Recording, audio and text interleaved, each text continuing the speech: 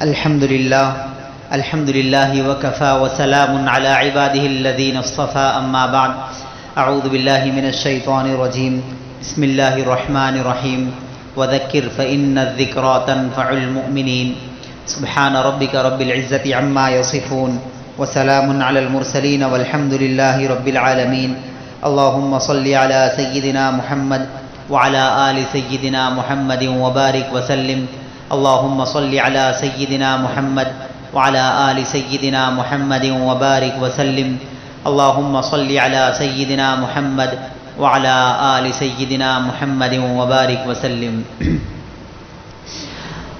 اللہ کے نبی صلی اللہ علیہ وسلم نے جہاں پر دین کی ہر بات ہم کو بتلائی اور سکھلائی ہے اور کر کے بتایا ہے، وہیں دنیاوی کام بھی کرنے کے طریقے اور چیزیں بھی اللہ کے نبی صلی اللہ علیہ وسلم نے حکم دیا اور کر کے بتلایا۔ چنانچہ انسان کی زندگی میں سب سے زیادہ ضرورت کھانے کی ہوا کرتی ہے۔ جس بندے کو غذا نہ ملے وہ آدمی کمزور ہوتا ہے، اور اتنا کمزور ہوتا ہے کہ بسا اوقات وہ اپنی زندگی سے بھی ہاتھ دھو بیٹھتا ہے۔ تو کھانا انسان کی زندگی کے لیے ضروری ہوا کرتا ہے۔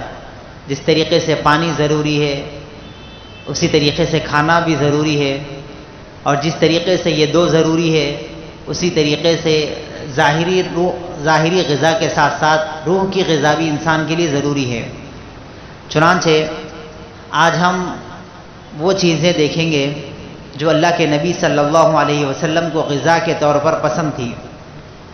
لیکن اس سے پہلے ایک اصول یہ سن لے کہ اللہ کے نبی صلی اللہ علیہ وسلم نے 3 باتیں بتلائی ہیں۔ پہلی بات یہ ہے کہ معدہ تمام بیماریوں کی جڑ ہے، یعنی انسان کے جسم میں جو معدہ ہوتا ہے، کھانا ہضم کرنے کی ایک فیکٹری جو گرنی ہوتی ہے جس کو معدہ کہا جاتا ہے، فرمایا کہ یہ معدہ تمام بیماریوں کی جڑ ہے۔ اگر یہ صحیح رہا تو جسم کا ہر ضابطہ، ہر حصہ، ہر عضو صحیح ہے، اور اگر یہ خراب ہو گیا تو ساری چیزیں خراب ہو جائیں گی۔ تو معدہ تمام بیماریوں کی جڑ ہے۔ دوسری چیز فرمایا معدے کو وہ دو جو وہ چاہتا ہے، یعنی معدہ جو چیز ہضم کر سکتا ہے۔ 50 سال کی عمر ہو گئی اور آپ چاہتے کہ ہم ایسی چیزیں کھائیں، بولتے ہیں لکڑ بھی ہضم، پتھر بھی ہضم، یہ صرف محاورے کی حد تک محدود رہ گئے ہیں۔ ایسی چیزیں معدے کو دے جو وہ ہضم کر سکے۔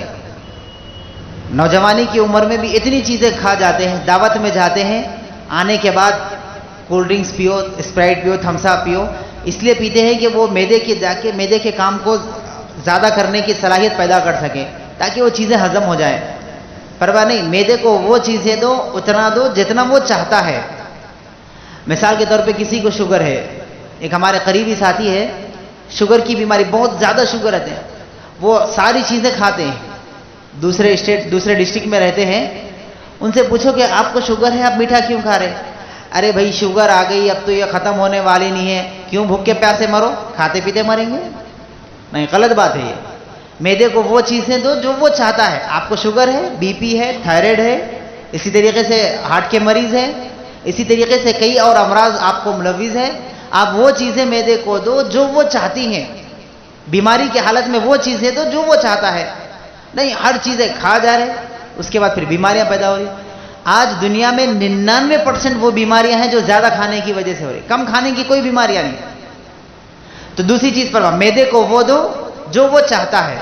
تیسری چیز فرما پرہیز علاج سے بہتر ہے، پرہیز علاج سے بہتر ہے۔ ہمارے ایک استاد مولانا، وہ ہمارے علاقے کے قریب میں رہتے، شوگر کے مریض تھے، وہ پرہیز نہیں کرتے تھے، حتیٰ کہ جو جلیبی رہتی نا اس کو دہی میں ڈبا کے کھاتے تھے، آج بھی باحیات ہے، اللہ ان کی عمر دراز کرے، بہت بہترین عالم دین ہے،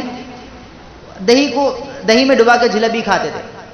اللہ کی شان، ان کے پیر پر زخم ہوا تھا، زخم اتنا بڑا کہ ان کے پیر کو کاٹنا پڑا، دوسرے پیر کو بھی کاٹنا پڑا، ایک کان سے معذور تھے، 2 کان سے معذور ہو گئے، لیکن پھر بھی وہ میٹھا کھا رہے۔ اور اللہ نے ان کی شان یہ رکھی ہے کہ اتنی بہترین صلاحیت، تقریر بھی بہترین کرتے ہیں اور مدرسہ چلاتے بہترین۔ ہمارے بڑے بھائی جو مفتی عبدالمعبود صاحب تھے، وہ فرماتے تھے کہ کبھی فون کرتے، مولانا آج عصر کے بعد آپ کا بیان ہے، فلانی جگہ پر آپ کو آنا ہے، فون پہ بول کے رکھ دیتے تھے۔ اب معذرت کی تو کوئی گنجائش نہیں، اس لیے کہ سنے نہیں آتا، کوئی چیز اگر بولنا ہو تو لکھ کے بتانا۔ تو کہنے کا منشا یہ ہے کہ پرہیز علاج سے بہتر ہے. پرہیز کرے, کوئی بیماری اگر آ جائے پرہیز کرے. میں شوگر کی مثال بار بار اس لیے دے رہا ہوں کہ زیادہ تر لوگ شوگر کے مریض ہوتے ہیں, شوگر میں تو بالکل احتیاط ہی نہیں کرتے. تو پرہیز علاج سے بہتر ہے. یہ تین چیزیں ہیں. معدہ تمام بیماریوں کی جڑ ہے, معدے کو وہ دو جو وہ چاہتا ہے, اور تیسری چیز پرہیز علاج سے بہتر ہے. ایک حکیم صاحب مدینے میں تشریف لائے, کئی دن تک مطلب کھول کے رکھے, کوئی مریض ہی نہیں آ رہا تھا. وہ آپ صلی اللہ علیہ وسلم کے پاس آئے اور آ کر کہنے لگے میں کلینک کھولا ہوں, کوئی مریض ہی نہیں آ رہا. تو حضور اکرم صلی اللہ علیہ وسلم نے فرمایا ہم نے صحابہ کی یہ تربیت کی ہے کہ وہ معدے کو وہ چیزیں دیتی ہیں جو معدہ چاہتا ہے, اور پھر معدے کی حفاظت بھی کرتے ہیں اور پرہیز کرتے ہیں. آپ جب تک بھی کلینک کھول کر رکھنا چاہے رکھیے, کوئی آپ کے پاس مریض نہیں آ سکتا. چنانچہ مدینے میں کوئی مریض ہی نہیں تھا. تو اس لیے احتیاط اس بات کی کرے, پرہیز علاج سے بہتر ہے. یہاں پر موجودہ وبا کے تعلق سے ایک بات عرض کر دوں. ابھی جمعہ میں بات ہوئی تھی, ایک صاحب کہنے لگے بھائی وبا نہیں ہے بول رہے, حکومت کی سازش ہے بول رہے, کورونا نہیں ہے بول رہے, پھر ماسک کہیں کو لگانا. ایک سوال بہت ضروری تھا, بہت اہم بھی تھا ان کا. جواب یہ ہے, جواب تو ان کو دے دیا گیا, لیکن یہ ہے کہ پرہیز علاج سے بہتر ہے. ہر بیماری کا علاج تین طریقے سے ہوتا. میں آپ کو مطلب نہیں پڑھا رہا ہوں, ڈاکٹر نہیں بنا رہا ہوں, لیکن میں آپ کو عرض کر رہا ہوں ہر بیماری کا علاج تین طریقے سے ہوتا. پہلی چیز علاج بالترتیب, دوسری علاج بالغذا, تیسرے علاج بالدوا. یعنی اگر کسی کو بیماری ہو جائے, ہاضمے کی بیماری, کانسٹیپیشن اگر ہو رہا کسی کو, ڈائجسٹ کا پرابلم ہے, اس کو ترکیبیں بتاؤ, کھیرا کھلاؤ, ٹھنڈی چیزیں استعمال کرواؤ, ترکیب بتاؤ اس کو. پہلے علاج بالترکیب, نہ ہوا پھر بھی علاج بالغذا, ایسی غذا استعمال کرائیں جس سے اس کو موشن صاف آ جائیں. جیسے جواری کی روٹی کھلاؤ, اور اسی طریقے سے انگور کھلا سکتے, انجیر کھلا سکتے, یہ چیزیں موشن پیٹ صاف ہونے کی ہے, یہ کھلائیں. اگر نہ ہوا تو تیسری چیز ہے علاج بالدوا, دوا کے ذریعے سے ایرنڈی کا تیل پلاؤ, ڈولکو فلیکس کھلاؤ, کریملیکس کھلاؤ, یہ دوا کھلاؤ. لیکن یہ تیسرا اسٹیج ہے. پہلا علاج بالترتیب, دنیا میں کوئی بیماری ایسی نہیں جس کا علاج ایکسرسائز سے نہ ہو. ہر بیماری کا علاج ایکسرسائز, ہر بیماری کا. ایکسرسائز کرنے کے بعد بھی اگر کم نہ ہوا تو پھر غذا کے اندر اس کا علاج ڈھونڈو. اگر غذا سے بھی نہ ہوا, تیسرے درجے میں ہے کہ آپ دواؤں کے ذریعے سے علاج کریں. تو چنانچہ 13 چیزیں ہیں جو آپ صلی اللہ علیہ وسلم کو سب سے زیادہ پسند تھی. سب سے پہلی چیز ہے گوشت. آپ صلی اللہ علیہ وسلم نے فرمایا گوشت سے زیادہ محبوب چیز مجھے اور کوئی نہیں تھی. سب سے زیادہ گوشت پسند تھا, اور آپ صلی اللہ علیہ وسلم گوشت کو کثرت سے کھایا کرتے تھے. اب گوشت پسند تھا, اب گھر کو جا کے پورے گوشت کھائیں گے. اگلی بات بھی سن لے, کبھی بھی زندگی میں اللہ کے نبی نے بھنا ہوا گوشت نہیں کھایا. بھنا ہوا گوشت کبھی زندگی میں نہیں کھایا. سالن کے طور پہ اس کو پکا کے کھاتے تھے. اب گھر پہ جا کے بولیں گے سالن گوشت کا پکا وہ کھائیں گے ہم. یہاں پر اور ایک بات بھی سن لے, کبھی بھی زندگی میں اللہ کے نبی نے 3 دن تک کھانا مسلسل لگاتار نہیں کھایا. یعنی ایک دن کھاتے, دوسرے دن بھوکا رہتے, کبھی 2 دن کھاتے تو تیسرے دن بھوکا رہتے. 3 دن لگاتار مسلسل اپنی زندگی میں کھانا نہیں کھایا. پسند کا مطلب یہ نہیں کہ آپ 3 ٹائم وہی کھاتے جائیں, کثرت سے استعمال کرتے تھے. دوسری چیز ہے نبیذ. نبیذ آپ صلی اللہ علیہ وسلم کو بہت زیادہ پسند تھا. نبیذ کے ذریعے سے کتنی بیماریوں کا علاج ہے معلوم ہے آپ کو؟ پہلی چیز پیشاب کے متعلق جتنے بھی بیماری ہے, پیشاب رک رک کر آنا, بار بار آنا, خطرے آنا, پروسٹیٹ کے, آپ لوگ انگلش میں سمجھ جائیں گے, پروسٹیٹ کے متعلق جتنے بھی امراض ہیں پورے امراض نبیذ سے ختم ہو جاتے ہیں. اور نبیذ کسے کہتے ہیں؟ کئی طریقے اس کے ہیں. ایک بات عرض کر دوں کہ نبیذ وہ ہوتا ہے کھجور کو رات میں پانی میں بھگو کر رکھ دے, 6-7 کھجور رات میں پانی میں بھیگنے رکھ دیں, صبح میں اٹھیں, بیچ کی گٹلی نکال دیں اور کھجور کو گرائنڈ کر لیں, اسی پانی کے ساتھ اس کو استعمال کر لیں. یہ نبیذ ہے. کئی دوسرے بھی ترکیبیں بتائے گئے ہیں. آپ کتابوں کے مطالعے کے ذریعے سے, یوٹیوب کے نہیں, کتابوں کے مطالعے کے ذریعے سے نبیذ کے بتانے کا طریقہ جو آپ صلی اللہ علیہ وسلم کو پسند تھا. تیسری چیز ہے شہد. اگر 1000 سال پرانا بھی شہد رہے تو وہی اثر کرے گا جو تازہ شہد اثر کرتا ہے. شہد ہر بیماری کا شفاء للناس کہا گیا شہد کو. اور شہد کے اندر اللہ نے ایک خاصیت رکھی ہے کہ وہ معتدل ہوتا ہے. گرما میں ٹھنڈک ہوتا ہے, ٹھنڈے موسم میں گرم کا کام کرتا ہے, اس کا مزاج تبدیل ہوتا ہے. تو شہد شفاء للناس, ہر بیماری کا علاج شہد میں ہے, تو شہد کا استعمال کریں. تیسری چیز ہے, چوتھی چیز ہے زیتون. آپ صلی اللہ علیہ وسلم نے زیتون کا کثرت سے استعمال کیا کر. زیتون کے بارے میں بھی کہا گیا کہ بہترین قوت پیدا کرنے والی چیز ہے, قرآن میں بھی اس کا ذکر ہے. پانچویں چیز ہے کھجور. اللہ کے نبی صلی اللہ علیہ وسلم نے فرمایا کئی کھجور کے تو کئی اقسام ہیں، یہاں پر تو ایک دو کھجور ہم جو کھاتے ہیں، باہر کے ملکوں میں جائیں عجوا کھجور کی کئی قسمیں آپ کو ملیں گے. اللہ کے نبی نے فرمایا 7 عدد کھجور کے جو صبح میں نہار پیٹ کھا لیں گے ان کو کئی بیماریوں سے نجات مل جائے گی. اور فرمایا جو صبح میں کھا لے اس کو جنات کے اور اسی طریقے سے کئی امراض بتائے گئے ہیں، ان تمام امراض سے اس کو نجات ملے گی صبح میں 7 دانے کھجور کے کھانے سے، عجوا کھجور کے. اگلی چیز ہے تلبینہ.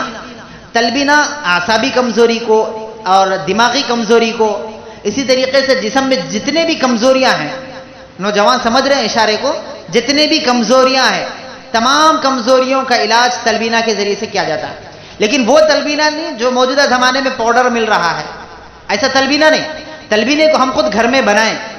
اس کی ترکیب بھی یہ ہے کہ ڈرائی فروٹ میں جیسے کشمش ہے، بادام ہے، پستہ ہے، جو ہے، کھجور ہے، ان تمام چیزوں کو رات میں بھگو کر رکھ دیں، صبح میں اس کو پوروں کو ملا کر گرائنڈ کر لیں اور پھر اس کو استعمال کر سکتے ہیں. اور اس کے علاوہ بھی کئی ترکیبیں ہیں، پہلے کس کو بھگائیں پھر بعد میں کس کو کرے، اس کے بھی کئی ترکیبیں ہیں. انشاءاللہ کسی اور موقع پر آپ پوچھیں تو بتا دیں گے.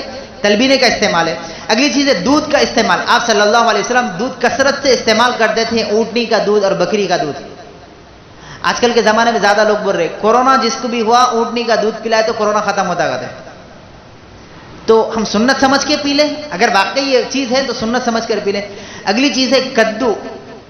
کدو ایک ایسی چیز ہے ہاضمے کی بیماری جس کو بھی ہو، کدو کا کثرت سے استعمال کریں، اس کے ہاضمے کی بیماری کے تمام مسائل ختم ہو جائیں گے. اگلی چیز ہے جو کی روٹی. آپ صلی اللہ علیہ وسلم نے کبھی دوسری روٹی نہیں کھائی تھی جو کے علاوہ. جو کی روٹی کھانے سے دانتیں مضبوط ہوتے ہیں، مسوڑے مضبوط ہوتے ہیں، جس کے مسوڑے سے خون نکل آتا ہے، پیپ نکلتا ہے، اور اسی طریقے سے حلق کے بیماری جتنے بھی ہوتے ہیں جو کی روٹی کھانے سے وہ تمام ختم ہو جائیں گے. انجیر کے بارے میں فرمایا کہ انجیر جسم میں خون پیدا کرتا ہے، آنتوں کو مضبوط کرتا ہے، اور اسی طریقے سے اعصابی کمزوری جو ہوتی ہے یعنی رگوں کی کمزوری، اکثر لوگ شکایت کرتے ہیں رگوں کی کمزوری ہو گئی ہے، پٹھوں کی کمزوری ہو گئی. سبحان اللہ. ایک صاحب کل پوچھنے لگے ارے پٹھوں کی کمزوری ہو گئی میرے کو، اس کا علاج کیا ہے؟ تو ہم ہر پٹھا مضبوط ہو تو یہ انجیر والا پٹھا کھائیں، تمام جسم کی طاقتیں بڑھ جائیں گی. اور ایک چیز ہے، اگلی چیز ہے انگور کا استعمال. کینسر کے مریض کو کثرت سے انگور استعمال کروائیں، کینسر ختم ہو جائے گا. یہ میں وہ کہانی نہیں سنا رہا ہوں جو کتابوں میں، بلکہ وہ سنا رہا ہوں جو اللہ کے نبی صلی اللہ علیہ وسلم کثرت سے استعمال کرتے تھے اور پسندیدہ چیزیں تھی. اور اگلی چیز ہے یعنی 12ویں چیز ہے سرکے کا استعمال. 2015 سے 1400 سال سے لے کے 2014 تک کسی کو معلوم نہیں تھا سرکہ کسے، لیکن 2015 سے سرکہ اتنا عام ہو گیا ہے. سرکے کے فائدے آج سائنس بھی کہتی ہے کہ سرکہ جس گھر میں استعمال ہوتا ہے کبھی بیماریاں اس گھر میں نہیں آ سکتی. سرکے کا استعمال کریں. سرکے میں کئی سرکے ہیں، انگور کا سرکہ، سیب کا سرکہ، اسی طریقے سے کئی سرکے ہیں. آپ طبیب سے، ڈاکٹر سے معلوم کریں کون سے سرکے میں زیادہ فائدہ ہے، وہ استعمال کر سکتے ہیں. اور سب سے آخر چیز ہے انار کا استعمال. آپ صلی اللہ علیہ وسلم کو انار بہت زیادہ پسند تھے. ہائی بی پی والے جتنے بھی ہیں نا، بلڈ پریشر والے، انار کا استعمال کثرت سے کریں، ان کو ان بیماریوں سے. یادداشت جس کی کمزور ہو جاتی ہے ان کو بھی چاہیے کہ انگور کا استعمال، انار کا استعمال کریں. ٹینشن سے جو یوٹیوب پہ تقریباً 5-6 مرتبہ اب تک کمنٹس آ گئے حضرت ٹینشن کا علاج بتائیں، ٹینشن کا علاج بتائیں، وہی سوال بار بار ہو رہا. اب میں دوبارہ میسج کر کے پوچھوں، سوچوں کہ آپ کو کون سا ٹینشن ہے. بیوی کا ٹینشن ہے تو اس کا کوئی علاج نہیں ہے. اب کون سا ٹینشن ہے پوچھیں گے. اب میں دوبارہ میسج بھی نہیں کرا اب تک، لیکن 3-4 مرتبہ آنے کے بعد ایک مرتبہ میں میسج کر دیا کہ بھائی سورہ ضحیٰ کثرت سے پڑھے، ٹینشن ختم ہو جائے گی. اگر وہ یہاں پر ہیں سن رہے ہیں یا پھر یوٹیوب کے حوالے سے وہ سن رہے تو سن لیں کہ انار کا استعمال کریں، ٹینشن بھی ختم ہو جائے گی. اور جتنے بھی چیزیں ٹینشن کے ہیں یہ. آخر میں ایک بات یہ ہے کہ آپ صلی اللہ علیہ وسلم نے فرمایا کلونجی اور میتھی. میتھی مطلب وہ نہیں جو پتے والی ہوتی ہے، جو پیلے دانے ہوتے ہیں نا، میتھی اور کلونجی اگر اس کے فائدے لوگوں کو معلوم ہو جائے تو سونے کے بھاؤ میں اس کو خریدیں گے. اتنے فائدے اس کے ہیں، اس کا استعمال کریں. اللہ کے نبی نے یہ بھی فرمایا کہ ان تمام کا استعمال کرنے سے مراد یہ نہیں کہ آپ یہی کھاتے جائیں، کثرت سے استعمال کریں، لیکن کبھی کبھار چھوڑ دے بھی. ہمارے والد صاحب قریباً 30 سال پہلے فرمائے تھے کہ 30 سال پہلے ایک مسجد میں گئے، تراویح پڑھانے کے لیے جاتے تھے تو پوچھے مولانا صاحب آپ کو کون سی چیز پسند ہے؟ بولا ہم افطار میں آپ کو بنا کے لائیں گے. تو والد صاحب نے کہا بھنڈی پسند ہے. ہر دن بھنڈی لا کے سالن، بھنڈی کا سالن بنا کے لاتے تھے. 30 دن کوئی آدمی بھنڈی کھا سکتا ہے؟ آپ بولے کیسا؟ یہ پکا کھلائے. تو یہ جو سنتیں ہیں اس سے مطلب یہ نہیں کہ آپ یہی چیزیں استعمال کریں، اس کے علاوہ کوئی استعمال کریں، ایسا نہیں ہے. یہ چیزیں کثرت سے کھاتے تھے آپ صلی اللہ علیہ وسلم، پسند تھی، تو اس کو بھی ہم اپنا معمول بنائیں. وہ غذائیں جو اللہ کے نبی کو پسند نہیں تھی، ہم یہ سمجھیں کہ یہ نبی کو پسند نہیں تھی لہٰذا میں بھی یہ چھوڑتا ہوں. آج کل جو اسپائسی فوڈ کھا رہے ہیں، جنک فوڈ جو کھا رہے ہیں، پیزا، برگر، یہ جتنے بھی چیزیں کھا رہے ہیں جس سے پیٹ موٹا ہو رہا ہے، میں ایک بات بتا دوں، آج تک میڈیکل سائنس میں قوت مردانگی کا اور پیٹ کم کرنے کا کوئی علاج نہیں.